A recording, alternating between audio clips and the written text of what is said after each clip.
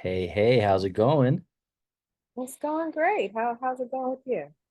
Good to see Good to you. see you as well.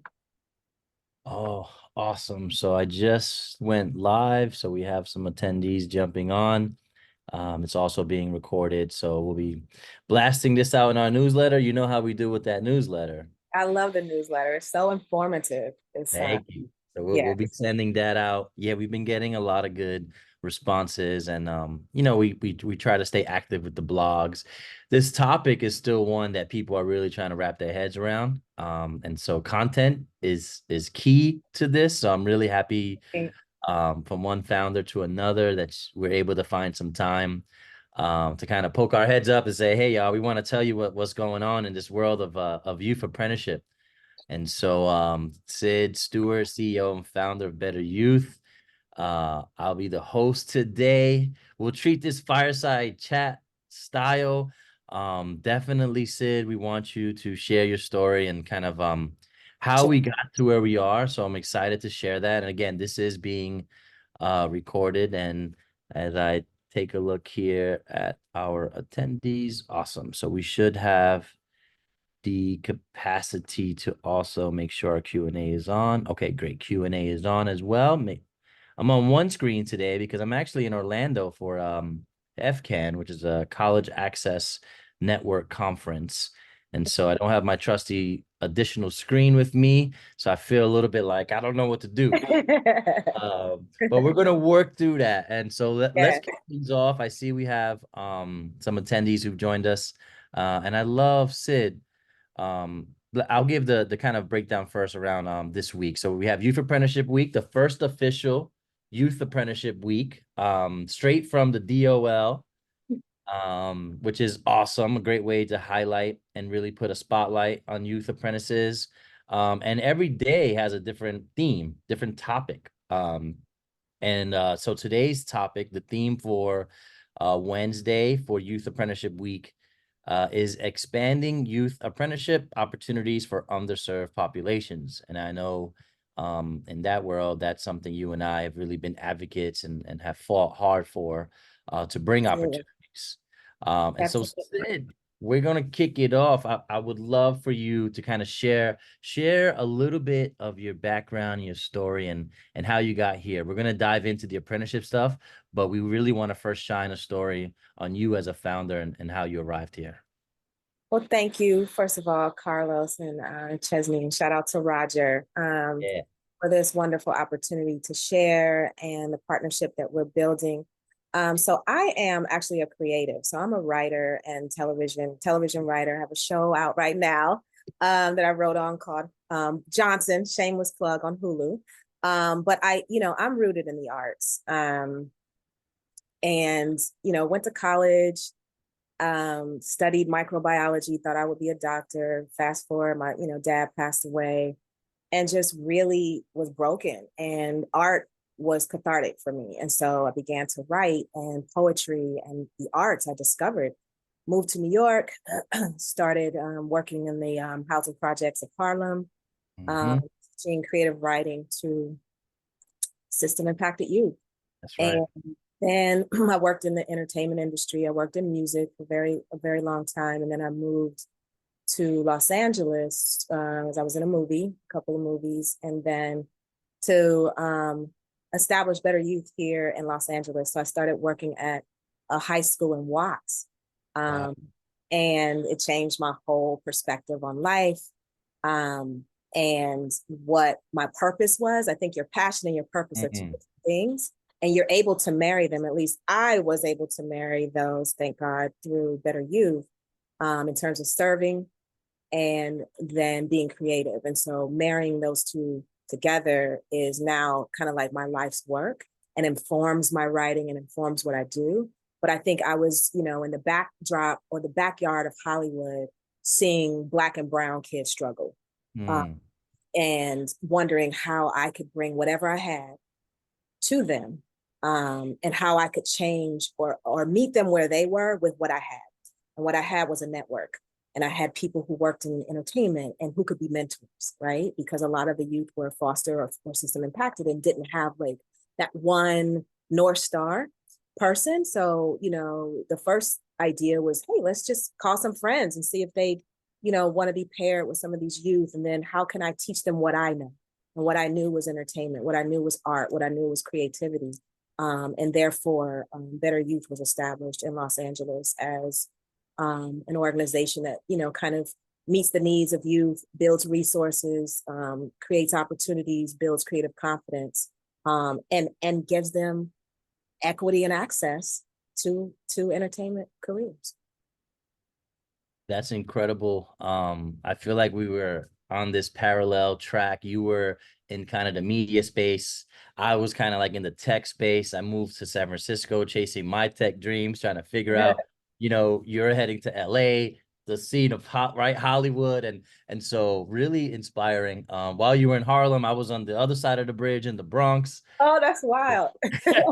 And so we were missing each other, but the universe That's right. has brought us together. And I think hearing your story, one thing I always talk about is, especially for Black and Brown founders who launch social impact ventures, a lot of times they are so connected to the story of who they are serving and supporting. And I remember, and what drives me, and I've been in workforce now almost 20 years, what drives me is fixing the road behind, is finding ways to create the bridges, give young people the opportunities that I wish, were easier to access. I'm not going to say they weren't available, but they were a lot easier for others, for some than others. And so I appreciate hearing your story because, being on the front lines in Harlem, going over to Watts, like that tells me that you were in the heart of where opportunity, talent lies, but opportunity doesn't reach. So I'd love to hear. So you start Better Youth. Take us through kind of like that initial journey of starting it and some of the challenges you face, and how did you navigate them? Well, starting a nonprofit, the key is profit, right? Like you need money, no money, no mission, right? But I think intentionality will drive mission and you'll find the money.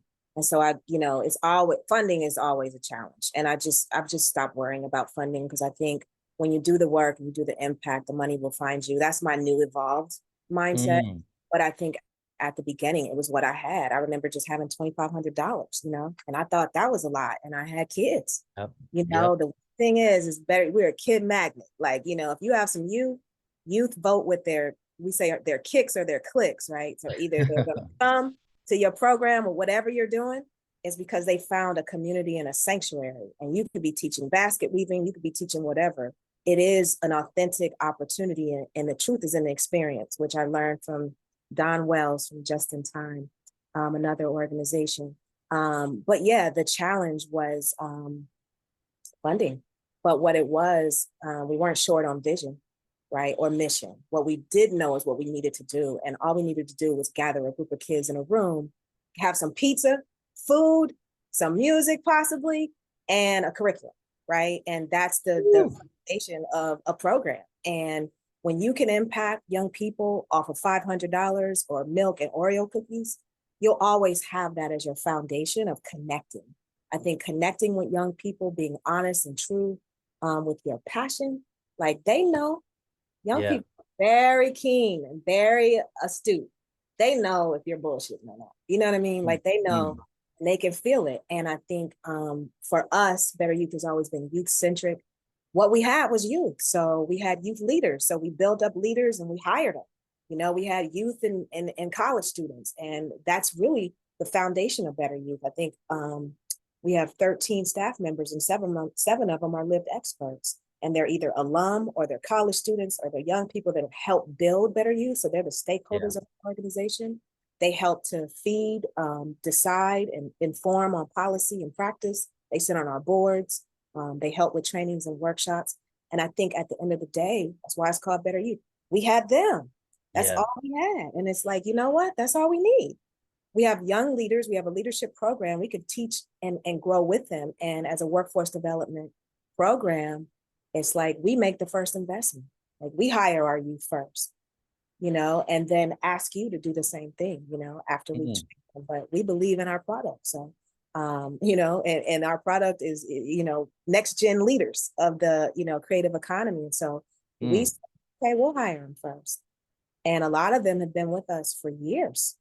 And so now they're venturing out. You know, John A is one of our success stories. Met her when she was Mm, 14 in Watts, and she's been a leader with our organization since. She's gone wow. off to work at Jim Henson and Jimmy Kimmel and Disney, and now she's back at Better Youth, running Wow. her own platform called Real to Real Global, and its 10th anniversary that curates films from all over the world, 52 countries and territories. And now we're registering that platform for production management, project management as a pre-apprenticeship program. But again, I think it's about young people and understanding what Yeah. their talents are. And a lot of people won't bet on young people, you know, Oh, they won't trust them. yeah. They don't, but it's like, how are we not going to trust the future? Like, we have to Yeah. invest in the future. That's so true. And you know, here in Miami, we are about to launch almost 8,000 youth into summer internship program. It's the ninth year, and I'm very fortunate. I serve as the chair of the STEM board here with Miami-Dade County Public Schools. And you know, there when I hear you speak and the passion you have, it just reminds me of like all of those key advocates that the youth need. Because if you have the right combination of advocates, you know, the sky's the limit. We're gonna break down walls for them. And so I hear you talking as a leader. And listen, you know, I hate to use the football or a football reference, but you're on front line, setting the blocks, making things happen, right? And the youth are following. And one of the things we talked about with employers is like, don't underestimate them. You know, you just don't know what they're capable of. Once you give them the lane and you make that block and you open up the doors, you'd be surprised what they can do. And this particular generation, I'm feeling very hopeful, seeing this generation as I like navigate to different high schools. And, you know, this is the generation that they've kind of already been there, done that with tech. They're not like watching, you know, at least the ones I've noticed, they're not, let's like consumed by YouTube, as kind of like other generations have been, or like other media streaming. They want to be creators. And so to your point, what you're cultivating is giving them the power. You said Jim Henson, Hollywood, like you just mentioned like these names, like, and I was so fortunate to be a part of that kickoff meeting, and I showed up and there's 20 people in the room, and I'm like, oh, hey everyone, you know, I'm like, oh, it's going to be the Better Youth team, and you have state representatives, employer representatives, and you have all these people that you've been able to kind of just kind of bring together, and all of those people represent a different gate that we need sometimes open as we navigate. So you shared a couple of the success stories. Can you share some of those barriers? Because an apprenticeship program, you got a lot of moving parts. I know you're navigating that. Yes. Maybe you can start with kind of demystifying a little bit of apprenticeship and those partners, and then how you navigate some of the barriers. So I think, you know, the key stakeholders, which we just had a youth roundtable yesterday, and we had our key Nice. stakeholders on that call. So the key components of an apprenticeship program really is kind of the RSI or RTI, related technical instruction, which is Mm-hmm. then it's the on-the-job training, which, you know, inherently an apprenticeship, you need an employer to even be qualified as an apprenticeship. So that's Right. 1,000 hours of on-the-job training that's required. It's a minimal of 144 hours for related technical instruction. And then for us, you know, mentorship is very critical. And I think the most important part is social support. So we would have like a quadrant menu, I guess, for apprenticeship, you know, social support, mentoring, on the job training, related supplemental instruction. Um, and I think what has been a challenge is employer, right? Getting Mm-hmm. employer Yeah. engagement. What are some employer incentives? Why are they going to hire your youth?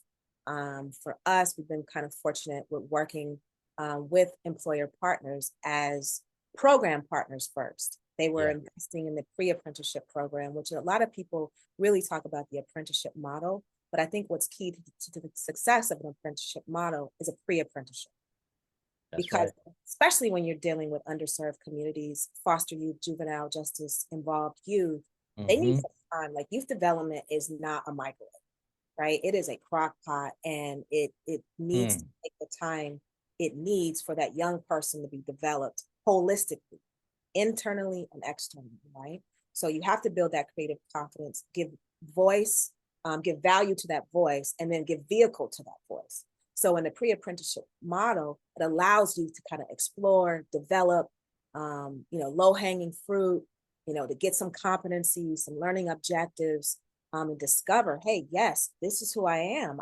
I'm an editor. We had Mhm. a young woman come to us. She thought she was in graphic design.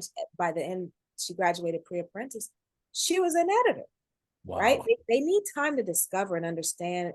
And read our gaming apprentice that just launched, that just started working. He said it so eloquently, like he needed to know what he wanted to do so that he could invest, so that, the journey of the apprenticeship could span 6 to a year or 2 years, depending on, the matriculation. But I think the articulation between pre-apprenticeship and apprenticeship is really key. It I love, is so key yeah. for success. And I think employers who are investing, like with our partner, Skydance Media is one of them, they invest in our pre-apprenticeship program. So they've had years to look at the talent pipeline. In Yeah. fact, I just hired one of our pre-apprentices. Isaiah Fly has an internship at Skydance starting in Let's this, go. you Yes. know, and I think it's important to develop those partnerships where they understand the program model, they understand the youth population, they understand the investment. But I Yeah. think also a barrier too is that, on the side of the employer, they're used to the internship model. That's what works. Hmm. The apprenticeship model is a whole new, It's pipeline, just like an internship, isn't it? like, sort of. But I, Yes, sort of. yes and no, because you have that earn and learn kind of Exactly. model where they can learn as they are earning. They're applying Right. the RTI to AJT, OJT in real time. Yep. It's a model I think that works for this community, because I think the percentage is 3%, but it may be up to 5%. Some say 10 of foster youth who go to college. Yeah. Like, this is Ye- an opportunity to get college credit, and you don't have to pay for it. it checks all the boxes in the workforce development. And I think to your point, when you have so many stakeholders, just the fact you have so many creates a barrier of getting people cohesively working together. And here in Miami, around the pre-apprenticeship model, looking at the whole spectrum, because the dream continuum is middle school, some discovery, elementary, okay, you get your fundamentals. Middle school, you do some discovery. High school, you do a little more discovery, you start to narrow down your focus. You jump into a pre-apprenticeship, and boom, you're in an apprenticeship program. Where in Florida, for example, you can have, if you're enrolled in a public institution, your tuition is paid for as an apprentice. And so there's Mm, so many benefits, and we're really blessed because we work closely with Career Source South Florida. There are a ton of benefits that they have for employers to incentivize them. And so we've been able to work with them to kind of learn and see how can we bring the cliff notes to employers. And that's the right, other piece, the right. sea of employers who are out there who a lot of times aren't patient enough. We're fortunate. We have a partnership with the Miami-Dade County Workforce Miami, William Poro, who has been advocating and really trying to bring job seekers all of these opportunities, upskilling, internships, apprenticeships. Again, all of these are the opportunities our young people need. So we see ourselves as like this backbone entity trying to connect the dots, where else everyone else is kind of focused in their lane. We're like, hey, did you talk to this person, because this benefit is there for you if you fill out this paperwork. And so we kind of play the role. And as I'm moving my hands, the New Yorker in me is like the symphony, right? We're kind of like, okay, slow down, we got to get this one to come back now. And I hear in the way you describe it, you're doing the same thing. You're really you have these stories now, and I would love for you to, let's get a little more granular about how your programs work. Like, what are the occupations involved? You already mentioned Isaiah and a couple other names. I'd love to hear some of those specific occupations, and let's highlight some of those employers who are basically like, hey, we believe in you, Sid. Like, we want to take a shot. Yes. So shout out to our key employer partners, which includes Skydance Media, Right Tatum in. Games, GRX Immersive, the Television Academy Foundation, and Wow. we are working with Warner Brothers to Just a create little company named some Warner Brothers. opportunities. No. But some of those folks are community members, though, so I think that's key. Yeah. They sit on our board. We have deep Wow. partnerships, and I think as we evolved as an apprenticeship program, it just makes sense for our partners to evolve with us. Yep. And they're making the investment that we are, and so we value those kind of partnerships and look to develop more of those. But for us, We have 5 occupations 5 registered. occupations. Okay. The linkage with our pre-apprenticeship program, we have 3 tracks that you start off in: gaming, interactive gaming, animation, and filmmaking. And so inherent into all of those tracks, the gen ed is project management, because I think that is a career vertical that Yeah, if you can get hired as a game developer, you can fall back on something else, which we that's all right. know we need to have kind of a couple of Backup, skill plan B, sets B, C. Yeah. that we can manage. And just say if you get hired as a project manager at Warner Brothers, they may put you in the animation department. So you have an Mm, exposure area, but you have a vertical that can take you cross sector, right? So if a young person wanted to work in tech, they could with something that is transferable. So an occupation is transferable. So we believe strongly in that. But so our occupations for our registered apprenticeship program kind of stem from the pre-apprenticeship program, but just are deepened. So we have, an animator, game developer, game designer, project manager, video editor, and then we have an occupation that just kind of leaves it open. It's called multimedia artist. And so it's ooh, the development of the next producers and directors, right? And I definitely believe in below the line occupations, but I also believe in the intellectual capacity of young people being leaders in a space where their intellectual property is valued as creators, as directors, as producers. My mentor, F. Gary Gray, I was kind of like an apprentice before apprentices, that was even like a thing, or especially in arts, media, entertainment, which is still developing.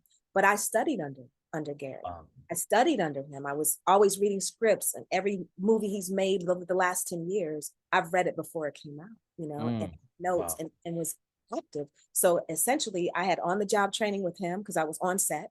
And then I'd go to his house and we'd have RSI in his living room. So I Wow. understand the model, and I understand what it means also to work with someone who looks like you.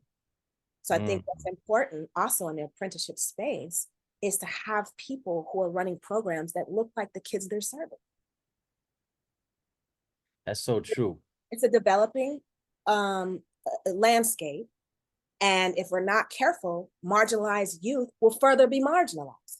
That's Because as right. people get into the space, they want to serve these underserved populations, but either they don't look like them or they have no connection to the experience. Yeah.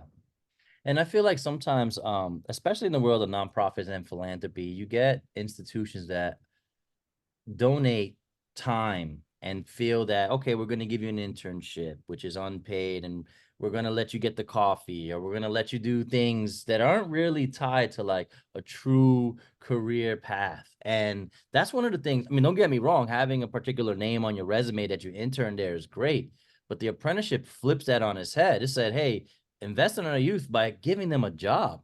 And when we're in a time when like we have the skills gap that we talk about, a lot of folks say this, they can't find people who want to work. The apprenticeship model lends itself well. We stumbled backwards into it. The way we stumbled into apprenticeship, I think I've shared the nonprofit Miami EdTech. We spent the last 6 years doing teacher training, STEAM programming, working with Miami-Dade County, specifically working very closely with the career and tech ed department. Dr. Lupe Diaz, phenomenal leader, someone who's been advocating for apprenticeship and pre-apprenticeship forever. Before I even knew, I used to hear it and say, yeah, that's something one day I'll learn about. And so when we stumbled into it, it was when we learned that it was a job from day one. And it puts the employer to say, we're going to invest in you, not after you accumulate debt and all of this learning. We're going to be a part of the learning journey with you. And so I think the other person I have to mention, and maybe you can reflect on your end, but like our apprenticeship training representative, our ATR, Lorena Vasquez, no relation. Lorena was someone who, from the beginning, was very adamant, like, hey, this is how it's done. We want employers to not take for granted what they have with an apprentice. And, at first I was kind of curious, like, wow, I wonder what she meant by that. But if you think about it, the apprenticeship model, they need to be mentored. You can't just have someone there and just kind of throw them into machine like another employee. And I've seen that happen. And so when we built GoSprout, the idea was like, how do we get all people in one space, talking, communicating, and how do we get these pre-apprentices in the same platform so they can see the options that are going to be waiting for them? And I know that was something that you were like, okay, y'all got that? We got to go with GoSprout. And I'll never forget that Roger told me, and I was like, yes, because I was dying to work with you, but I was letting Roger do all the talk. I was like, I'm gonna oversell. I'm gonna drive her crazy if I start talking to her. So Roger, you talk to Sid, and here we are. Here We're we are. onboarding, bringing on apprentices, pre-apprentices, and I truly bless and appreciate you giving us opportunity to be Okay. the digital backbone. I want to make sure that this goes as smoothly as possible. And so as we think about apprentices and we think about this landscape, and you mentioned a lot about making sure that representation is key. One of the stats that I saw maybe last year was around how many apprentices aren't able to complete because they don't get the support they need. So I think it's something like only 38% or so actually complete an apprenticeship Right. program. Right. And it does sound like that has a lot to do with intentionality. So I wanted to hear from you a little bit about how do you some of those wraparound services and support. Can you talk a little bit about those mechanisms you have in place? I know you have the board and the council. What are other ways you kind of give that extra layer of support to apprentices and pre-apprentices? So we also have a RAP committee that we meet Oh, monthly. So we have stakeholders and community members that can weigh in on the process, and we actually have a meeting next week. But I think yesterday was an example at our National Youth Apprenticeship Roundtable. We had all of our team there, the wow. stakeholders. So the RSI facilitator was Reed's pre-apprenticeship facilitator. Now Dr. Starks is, advancing that learning one-on-one. So one of the benefits of being an intermediary and a training provider, which we're both, Mm, is you're that both. we can curate that RSI experience. So we know what our youth need. So we also, with our standards, which were sanctioned by West LA College, our lead education agency, we're able to deploy our own RSI. I think that's important on the front end of an apprenticeship for our population, right? Right, right. Then we have a partnership with LACC. Ree's mentor from his pre-apprenticeship program is an advisor to the game development division at LACC. So that relationship he already knows. So when he's done with us, he completes like 50 hours. We have 150 hours to complete our RSI.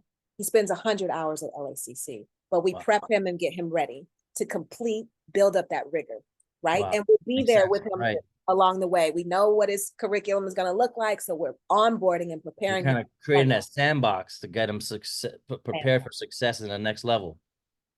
The employer, shout out to Leonard Tatum, Tatum Games, who found us on LinkedIn because we Wow. Let's featured go. on ABC.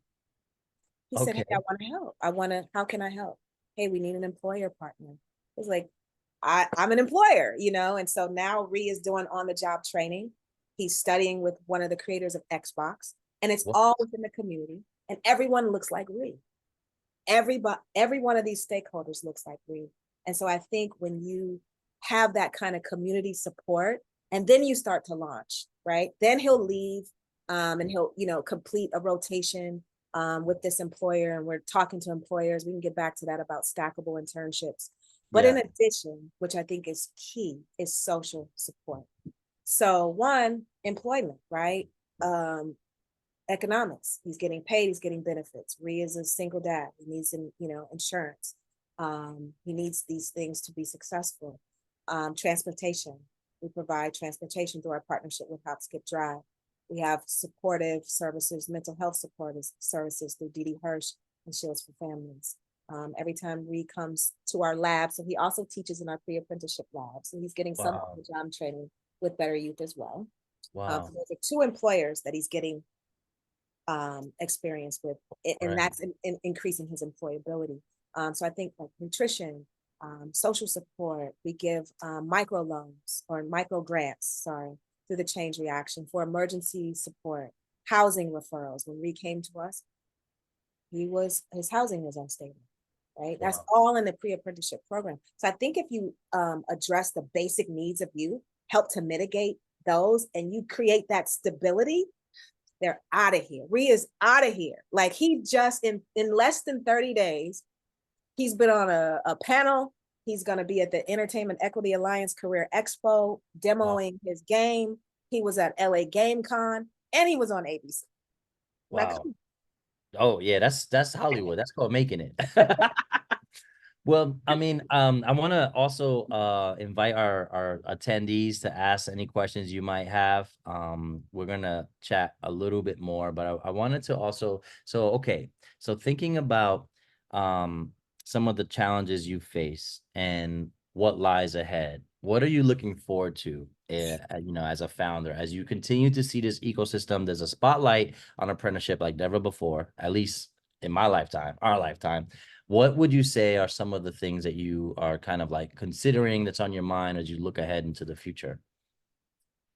Whew, okay, so one, I believe in the apprenticeship model. I was just at the California Apprenticeship Council and sat alongside apprenticeship programs that have been in existence, 40 years. So this model is not new. It's new to AME, Arts, Media, and Entertainment sector. So I'm sat with and talked to apprenticeship programs in like the fire trades and construction, IT, cybersecurity. So I look forward to the longevity of the Mm, media entertainment. And I think that's going to take a lot of collaboration, engagement, and innovation. And employers understanding the model and why it works for them and what the benefits to employers are in terms of, a diverse talent pipeline. I forget what the numbers are. 90% of mm. apprentices hired stay with employers for at least Yeah, five that's right. years. Yep. Like what that ROI is. So I look forward to the apprenticeship model being established in employer ecosystems, and whether it's a stackable employer internship model, employer share, where there's an internship, 3 internships that 3 companies come in and say, okay, we'll invest, we'll be, one of the apprenticeship, employers. And so you have 3 employers with their internship model. So that's 3 months. So maybe it's a stackable model of 9 to 12 Mm, months, 3 or 4 employers that imprint apprentice now has a rotation and can mm. be seen by 4 employers. And at the end of that apprenticeship year, um, has now increased their network. All And of right. also the employability of that apprentice is now 4x. Instead of, spending time at one employer, if that doesn't work for AME because it's a gig economy. So I look for innovation and employers who are bold and courageous to buy in to that model if we can't establish apprenticeship models within their ecosystem that they would consider that employer rotation and employer share, because that's what we're doing right now. But in the future for Better You, I envision a training center, Mm, and we're looking for a building right now. that's right. I think that we envision a training center in the heart of Hollywood to serve these youth in the epicenter of this fantastic creative economy, with the governor of California with the ambitious goal of 500,000 apprentices, but I think by 2029, Wow. with very supportive LA County that has invested in apprenticeship programs and pre-apprenticeship programs and organizations like Better You. Yes, I envision a training center where one floor is pre-apprenticeship training and the other floor is apprentices. And it's just a creative factory, a studio arts lab of just youth development, Yeah, nth power, where employers can come, that we're creating creative services or providing creative services for government entities and LA businesses, and a complete innovative social enterprise, social impact. I love And it. I love it. And one of the things with apprenticeship that I feel I've always dreamed of a world or of an environment where a lot of where youth don't feel like they have to leave their neighborhoods to make it. And I think when we went remote, at least in tech, it gave a glimpse of what that could look like. I mean, that was still for a percentage of the population, but I think apprenticeship, a lot of times people think it's like for huge companies or if it's only for unions or trades. And there's a lot of stigmas, at least when I go around and I speak with employers and we're helping employers launch programs, a lot of them are shocked when they're like, we don't fit the criteria for for being an employer in an apprenticeship program. And I'm like, well, do you need talent? Are you like looking to set up internal pipeline? Yeah, well, that's the main criteria. And you could have 5 employees, 10 employees, 1,000 employees, any system, any model, like it lends itself to. It's the biggest thing to me is that intentionality, the piece Mhm. that's like we're being intentional about how this person is going to learn. And so I love what you talk about with your stackable model. But a stackable model is going to give them a couple of perspectives as to how project manager in the gaming world might look like this, project manager in a video editing room might look like this, project manager. And so you're giving them this kind of like 360 lens of the occupation. In terms of the employers, I know California, if I'm not mistaken, I just saw a chart, has the most apprentices, one of the largest states, right? Has the most apprentices. What do you feel when you are engaging employers? Tell us a little bit about how some of your conversations go. I mean, sounds like you have some great allies now, but how does that go? Uh, I think I start with ROI. So let's just Mhm. the numbers. Let's talk numbers. I think Yeah. and presenting what the value add is. I think we had a really good pitch with an employer that after the pitch, they were trying to hire the apprentice that we came with, the candidate that came with us. They were trying to hire directly after that meeting. I think what's key for the employer is to just give numbers. So 90% of apprentices retain employment after graduation. 95% of apprentices are still with their employer after 5 years. 111% growth of registered apprenticeships in California since fiscal year 2014. And there's a $1.44 return to an employer for every dollar invested in an apprentice. And government incentives help subsidize the first 3 months of wages. So for here in California, LA County offers 3 months of incentives, subsidized 3 months for wages. We just met with ETP, which is the Employment Training Panel, which also gives funding to employers. So I think, when you're talking to employers, it really is talking about what the ROI is, what the value add is, and the why, and why they can be involved in creating change, shifting the creative economy, in a diverse talent pipeline. Also for employers, it allows for leadership development within the employer's ecosystem. Like there could be junior management that have an opportunity to supervise apprentices, and then also focusing on non-traditional talent and abilities over educational qualifications. Um, but we're gonna wrap up. We got some questions asked. Okay. We have this recorded. This has been awesome, Sid. I'm really happy that we've been able to connect and see you grow. And I hope we're making the process smoother. I know we get great feedback from you and your team. And Yes. we have 2 more days left, Youth Apprenticeship Week. We hope the folks who have been here present can spread the word. Um, I think as we sign off, Sid, do you mind sharing a couple of bullets that you feel as we think about like our collaboration, what are some of the highlights that you feel have helped you um maybe take care of some of these compliance or administrative pieces? Well, I think what's key to what we talked about when you were the conductor, right? I think GoSprout's platform is like the digital conductor. It allows Ooh, all the stakeholders to be in one platform to watch and guide the success of the apprentice. So you have the employer side, you have the RSI side, and you have the right. sponsor side, and the apprentice side. So like Ree has some questions. We gotta send an email to Roger because he's learned. He's like, oh, I can do this, I can do this, and he's learning. So his tactile, digital, literacy skills are also being activated as he learns the platform. But I think it's the digital conductor for apprenticeship. Like technology is so key to having all the stakeholders in one hub. And I know there are several platforms out there, and we definitely did some research and have worked with them. But I think what was key for us is the personal relationship we have and kind of building out and digitizing our curriculum, and and also seeing a person of color at the helm of a digital software platform in this space, quite honestly. That was also a key factor. And I think it's more than just us paying a subscription and calling a help desk or IT chat box and trying to navigate ourselves. It's like we have a direct access to Carlos and Chesney and Roger and saying, hey, help us navigate, because it's all a learning curve.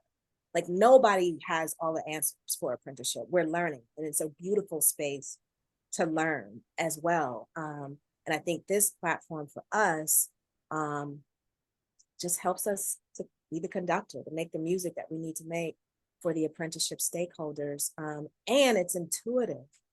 So I love that it's intuitive, that, you know, we can navigate through it pretty easily, and it's user friendly. And I think just, you know, it's simplified the complex. It has simplified the complex for us. Has there been some pushbacks as you've grown your apprenticeship program? How have you tackled them? You know, in this space, I just wanted to answer Tate really quickly. You know, there's always going to be obstacles and barriers in the marketplace, but I do want to acknowledge Allison Frenzel from the California Department of Education, who was my mentor in this space, Ha Nguyen from DAS, Doug Kawa from DAS, Abigail Allen from DOL, and Douglas Howell. They were very supportive of what Better Youth was establishing their apprenticeship program. And so that's at the state, federal levels. I think it's important to have people who advocate for your why.